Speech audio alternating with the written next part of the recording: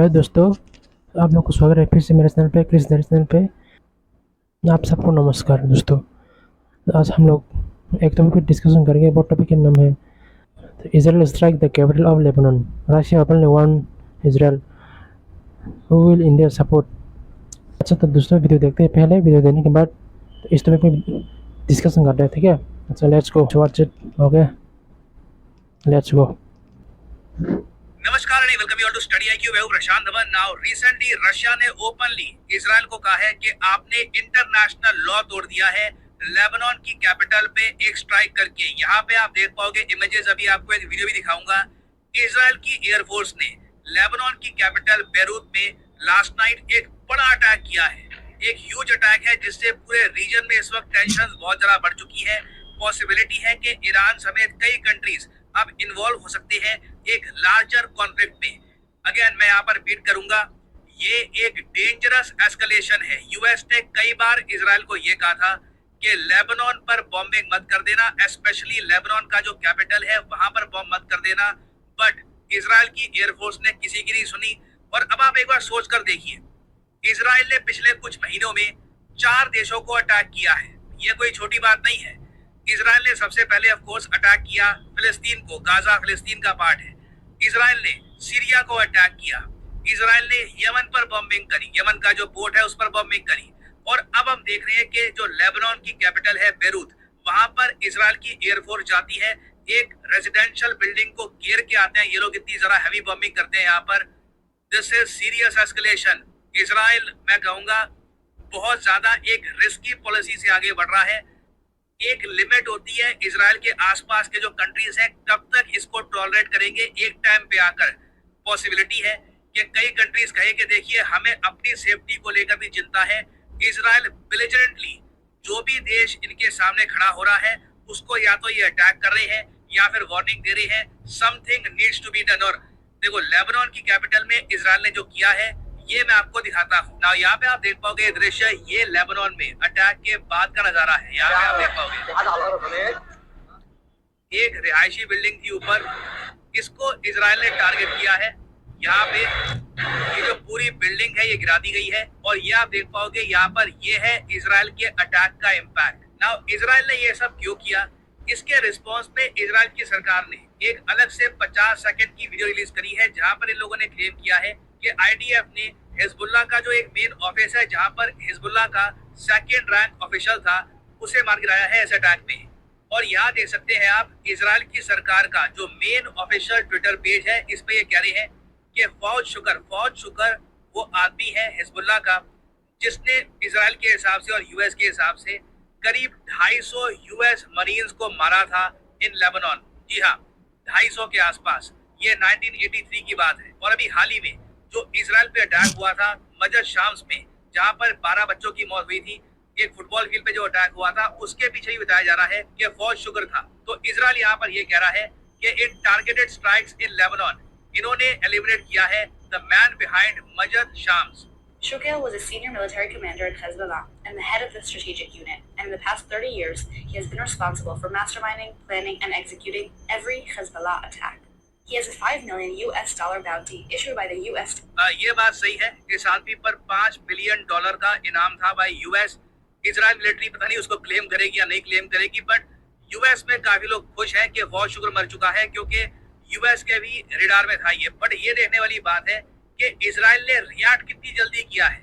इनके 12 बच्चों को मारा गया और विद इन आवर्स इजराइल की एयरफोर्स ने लोकेट कर दिया कि ये आदमी कहां पर है, बेरूत में, और सीधा लेबनान की कैपिटल में जाकर एक रिहायशी बिल्डिंग पे इन्होंने अटैक कर दिया। नाम उसको ये बोलना पड़ेगा। ये भी क्लेम किया जा रहा है लेबनान में कि कई सिविलियंस की भी मौत हुई है, बट क्लियरली इजराइल के जो काम करने का तरीका है, इन्हें चिंता नहीं होती कि कोई सिविलियन रास्ते में आएगा नहीं आएगा क्या होगा। इन्हें जो करना होता है दे जस्ट डू इट। ना एक बार को जो ये वर्ड्स है ना कि इजराइल को जो बस करना होता है ये बस कर देते हैं, रुकते नहीं है, सुनने में अच्छा लगता है मगर कॉन्सिक्वेंसेस हर चीज के होते हैं। रशिया ने ओपनली ये कहा है कि देखिए ये जो नजारा देखने को मिल रहा है कि किसी कंट्री की कैपिटल में जाके आप बस बॉम्बिंग कर दो, ये इंटरनेशनल लॉ की ग्रॉस वायलेशन है। ना एक बार को आप कह सकते हैं रशिया जो यूक्रेन में कर रहा है, जो कीव में इन्होंने बॉम्बिंग करी है, वो क्या है, अगेन हर कंट्री के अपने मापदंड होते हैं देखने के कि इंटरनेशनल लॉ की वायलेशन कहाँ पे हो रही है कहाँ नहीं हो रही। यूएस भी काफी बार इस तरीके से काम करता है, बट रशिया ने यहाँ पर ओपनली कहा है कि ये एक ग्रॉस वायलेशन है ऑफ इंटरनेशनल लॉ। और याद रखिएगा रशिया एक बहुत बड़ा सपोर्टर है हिजबुल्लाह का। यूनाइटेड स्टेट्स ने 2023 में ये ओपनली कहा था कि रशिया की जो वैगनर आर्मी है, जो रशिया की प्राइवेट आर्मी है, ये एयर डिफेंस कैपेबिलिटी प्रोवाइड कर रही है हिजबुल्लाह और ईरान दोनों को।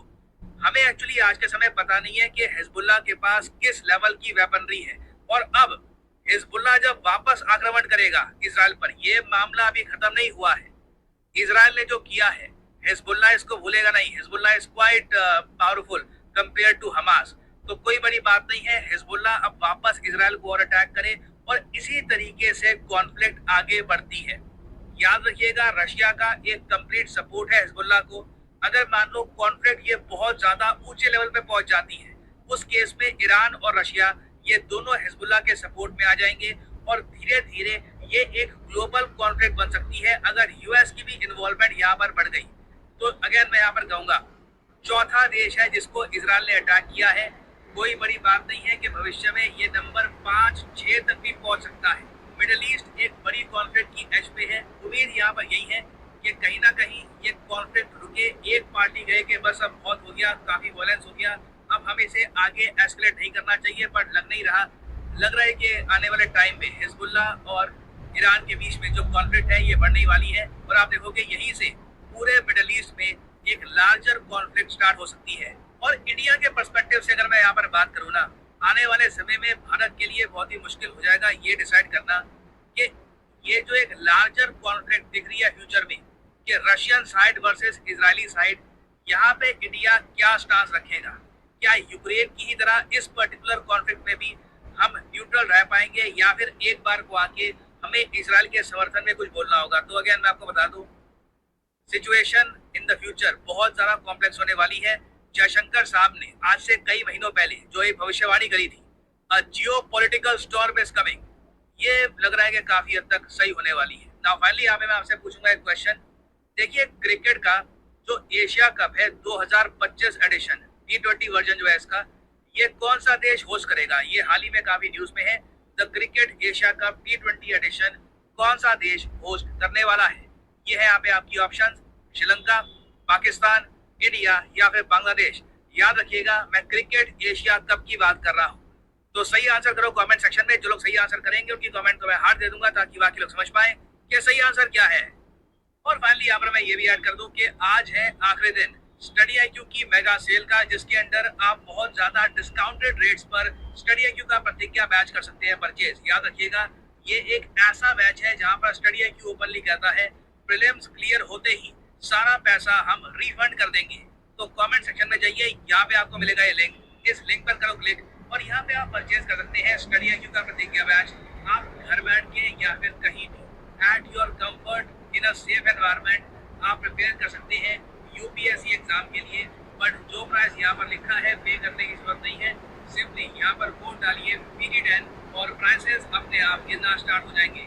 सो यूज द कोड PD10 और याद रखिएगा इस कोर्स में आपको मिलती है live classes, 1-to-1 mentorship, answer writing program, books delivered to your address और प्रीलिम्स टेस्ट सीरीज भी। You will not find a course like this anywhere जहाँ पे प्रीलिम्स, मेंस और इंटरव्यू तीनों स्टेजेस में स्टडी IQ आपके साथ है। स्टडी IQ आपको कल ये भी कहता है कि प्रीलिम्स क्लियर करके आपके सामने ऑप्शन है, आप अगर चाहें तो आप दिल्ली आ सकते हैं। स्टडी IQ के साथ आप कर सकते हैं प्रिपेयर। यहाँ पे आपके रहने का खर्चा उठाएगा स्टडी IQ और हम मिलकर कोशिश करेंगे कि आप अपनी ड्रीम जॉब तक पहुँच पाए। तो इसी नोट के साथ यह वीडियो का thank you for listening and I always say may the gods watch over you. हाँ तो दोस्तों वीडियो खत्म हो गया है। दोस्तों अभी बारिश में आ रहे हैं, आप लोगों को मेरा आवाज़ अच्छे से सुना है कि नहीं मुझे नहीं पता। अभी जो कल रात को ही लेबनान के कैपिटल बेरूत पे तो इजराइल ने ऐसा करके जो उस दिन पहले न्यूज़ आया था वो है तो इजराइल के एरिया पे जो बच्चा लोग फुटबॉल खेल रहे थे, वो फुटबॉल खेलने की जगह पे लेबनान के हिजबुल्लाह टेररिस्ट ने अटैक करते वहाँ पे इजराइल के 12 बच्चे मार गया। तो इजराइल ने इसके रेस्पॉन्स में जो हिजबुल्लाह की चीफ है, जो हिजबुल्लाह टेररिस्ट के आतंकवादी जो चीफ हेड है, उसको लेबनान की कैपिटल सिटी न्यूयॉर्क पे जाके तो ऐसा करके मार दिया। तो इसमें कोई गलत बात नहीं है। तो प्रश्न के अनुसार जो बोला था कि इसराइल ने 4 जगह पे अटैक कर दिया, गाजा पे अटैक कर दिया। यहाँ पे मैं प्रश्न के अनुसार की बातों से सहमत नहीं हूँ। पैलेस्टीन के गाजा पे इसराइल को अटैक क्यों करना पड़ा, ये भी तो पूरा बात एक्सप्लेन करके समझाओ ना भाई। ऐसा तो आधा आधा समझने के लोग जो पहले बार आपकी वीडियो देख रहे हैं वो लोगों को कैसे समझ में आएगा। वो लोग तो ये सोचेंगे वाह, तो इसराइल तो खुला खुला गुंडागिरी कर रहा है, किसी के देश को भी ऐसा करके मारा है। जो पहले बार आपकी वीडियो को देखेगा वो लोग तो यही सोचेगा। पूरी अच्छे से समझो ना भाई। इसराइल ने पैलेस्टीन के गाजा पर क्यों अटैक कर पड़ा। इन लोगों ने 2023 अक्टूबर 7 को इसराइल की बॉर्डर तरफ के अटैक किया था। इसराइल के मुस्लिम लोगों को मारा, किडनैप किया। जो सामने आया ज्यूज के लोग सबको गोली मार कर मार दिया, रेप कर दिया। तब जाके उसके बाद इसराइल ने हमास टेररिस्ट पर वार डिक्लेयर कर दिया। तो यहाँ पे तो सर तो ऐसे समझ रहा है जैसे हमास टेररिस्ट ने कुछ किया नहीं, पैलेस्टीन की गाजा ने कुछ किया नहीं, इसराइल ही जाकर अटैक कर रहा है, ऐसा कोई समझता है क्या भाई। अगर आपको समझना है तो पहले से लेकर लास्ट तक समझो ना। पहले क्या हुआ, तो पहले हमास ने इसराइल पर अटैक किया, इन्वेजन किया, बॉर्डर से पार करके इसराइल के मुस्लिम लोगों को मारा। 2005 से लेकर रॉकेट से फायर किया इसराइल पर, ये सब भी समझो ना। ऐसा आधा इंफॉर्मेशन देकर आप तो बहुत लोगों को कन्फ्यूज कर दोगे कि जो लोग पहले बार आपको वीडियो देखेंगे वो लोग तो यही सोचेंगे वह इसराइल तो गुंडागिरी कर रहा है, किसी के देश को भी ऐसा कर रहे हैं। तो भाई ऐसा मत समझो किसी को। अगर आपको समझना है तो पूरा पहले से लेकर लास्ट तक क्या हुआ बहुत सारी डिटेल में बताना पड़ेगा। ये मैं प्रश्न अनुसार को बोल रहा हूँ। तो उसके बाद उसने बोला कि इसराइल ने उसके बाद अटैक किया हाउटीज की फुट पर। तो भाई हाउटीज ने कुछ दिन पहले इसराइल पर अटैक किया था ना, तो उसके बाद ही तो इसराइल ने हाउटीज की फुट पर अटैक किया। आप तो ऐसे बोल रहे जैसे तो हाउटीज ट्राइबल टेररिस्ट ने कुछ किया नहीं है तो इसराइल ही अटैक कर रहा है। भाई ऐसे कोई समझता है क्या। अगर आपको समझना है तो पूरा पहले से लेकर लास्ट तक समझो ना पूरी तरह से। हाँ तो दोस्तों उसके बाद उसने समझाया कि तो उसके बाद जो अभी लेबनान पे अटैक कर रहा है, तो उससे पहले तो इन लोगों ने जो लेबनान के टेररिस्ट है हिजबुल्लाह टेररिस्ट, तो इन लोगों ने इसराइल के बच्चों को कैसे मार दिया, मिसाइल से अटैक करके 12 बच्चे मार गए यहाँ पे। हाँ तो पूरा समझो ना, पूरा एक्सप्लेन करके पूरी तरह से समझो पहले किसने अटैक किया इसराइल पर। इसराइल को भी पूरा है कि वो उसके देश को रक्षा करने का। तो ऐसे आधा आप इन्फॉर्मेशन देकर लोगों को कंफ्यूज मत करो प्रश्न के अनुसार। मैं आपसे रिक्वेस्ट करता हूँ आपको अगर समझना है तो पूरी तरह से। तो उसके बाद जो अभी रशिया बोल रहा है कि हमारा दूसरा रशिया बोल रहा है कि इसराइल को इंटरनेशनल लॉ ब्रेकिंग। हाँ तो यहाँ पे इसराइल को समझना पड़ेगा कि हमारे देश में पहले इन लोगों ने अटैक किया, तो उसके बाद ही हम लोगों में रिटेलिएशन किया। अगर तो इसराइल पर कुछ भी नहीं अटैक हुआ ही, तो इसराइल ने अगर लेबनान की सिटी पर न्यूयॉर्क पर अटैक करे तो इसको ग्रॉस इंटरनेशनल लॉ वायलेशन बोल सकता था। पर यहाँ पे मुझे तो कोई इंटरनेशनल लॉ ब्रेकिंग ऐसा कुछ दिखाई नहीं दे रहा। अभी हमारे दोनों देश से हमारे दोस्त है, रशिया भी इसराइल भी। तो अभी हमारा इंडिया गवर्नमेंट के लिए बहुत मुश्किल होने वाला कि हम लोग किसके साथ देंगे। तो ये जो अभी उसके बाद जो इसराइल ने आज एयर स्ट्राइक किया है लेबनान की कैपिटल सिटी न्यूयॉर्क पर, तो उसके बाद लेबनान टेररिस्ट भी चुप नहीं बैठेगा। ये भी हम लोग जानते हो। हिजबुल्लाह टेररिस्ट भी ज़रूर फिर से रिटेलिएट करेगा इजराइल पर। तो उस केस में अभी बहुत बड़ा कॉन्फ्लिक्ट हो सकता है मिडिल ईस्ट पे। हिजबुल्लाह के सपोर्ट में आ सकता है ईरान, उसके बाद लेबनान हाउथीज रेबल आ सकता है, उसके बाद हमास टेररिस्ट, उसके बाद रशिया भी अगर यहाँ पे इन्वॉल्वमेंट हो जाता तो बहुत बड़ा कॉन्फ्लिक्ट हो जाएगा दोस्तों। ये महीने जो है हमारे गवर्नमेंट का बहुत बड़ा टफ होने वाला है। तो चलो देखते हैं दोस्तों।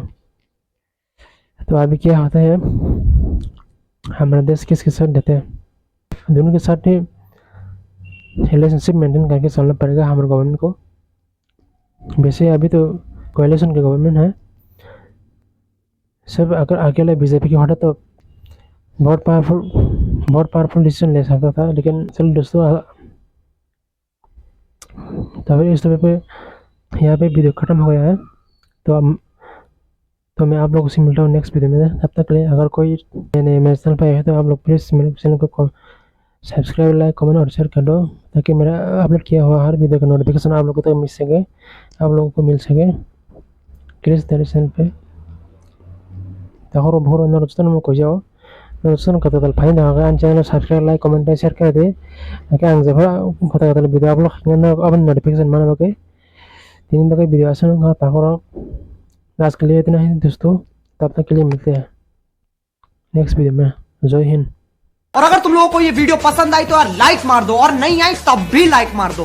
अगर तुम लोग नए हो तो सब्सक्राइब करो, वो जो लाल वाला बटन है उस पर कुछ भी फेंक के मारो, ये माइक फेंक के मारो, ये